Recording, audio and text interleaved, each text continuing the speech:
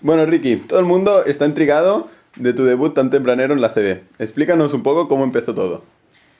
Sí, bueno, yo un día de verano pues iba a entrenar Pera, Tomás y mi hermano en el primer equipo, era agosto o septiembre, y después había quedado con ellos para ir a cenar, ¿no? Entonces le dije a mi hermano si podía ir a ver el entreno y él me dijo que ningún problema, así que fui a ver el entreno del primer equipo porque me hacía ilusión ver los del primer equipo, yo estaba entrenando con la cantera y siempre hace ilusión, ¿no? Entonces ahí todo estaba de entrenador y tenía 9 jugadores, ¿no? Porque no sé si Rudy o Alex estaban en la selección y no están en el equipo al completo.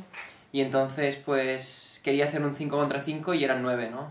Entonces le preguntó a Sito que si yo podía entrenar, ¿no? Y Sito en ese momento era el segundo y me vino y me dijo que si tenía zapatillas que me cambiase porque Aito quería que entrenase, ¿no? Yo me quedé sorprendido, iba con alparcatas y una camiseta de tirantes, ¿no? Era verano.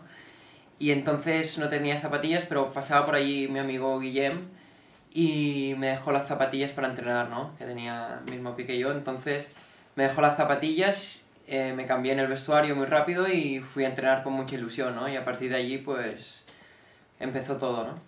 Muy bien, Ricky. ¿Cómo te sentías tú? ¿Te sentías integrado? ¿Te sentías más pequeño dentro del equipo?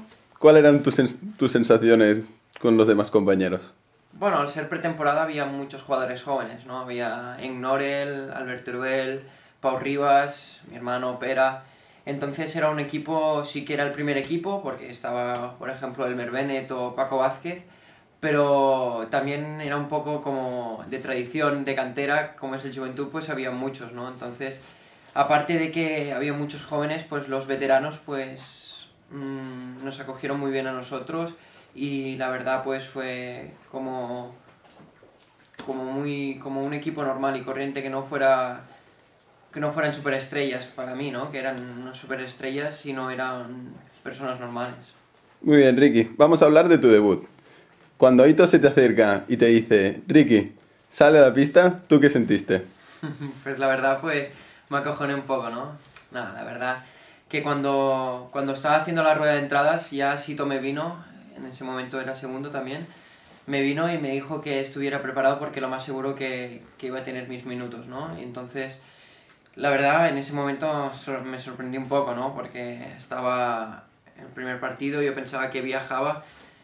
Primero me dijeron de viajar 2 días antes porque hubo problemas con la ficha y no sabía si podía viajar. Al final pude viajar y estaba en el banquillo pensando en lo que me había dicho Sito en la rueda de entradas, ¿no? Pues estaba esperando a que Aito se levantara y me señalara y dijera, va, a la pista. La verdad es que se levantó un par de veces y yo estaba así preparado, pero al final no salí hasta el minuto, no sé si 9 de partido o así, que me tocó salir y eso era todo un Elmer Bennett, ¿no? ¿Muchos nervios en el momento del debut o te sentías como uno más dentro de la pista? Bueno, la verdad como ya había entrenado bastante con ellos y sí que era un poco más espectacular, ¿no? Con cámaras grabando, pues mucho público, música en media parte, pero no dejaba de ser baloncesto, ¿no? Que es lo que a mí me gustaba y lo que quería hacer, ¿no? Entonces creo que sí que hubo nervios, pero una vez dentro de la pista pues no pasó nada. Muy bien, y después del partido, comentarios en la ducha.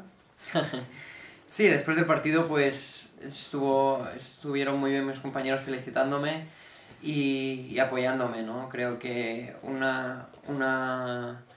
un equipo como ese nunca lo olvidaré porque me dio muchos buenos consejos y me hizo madurar, ¿no?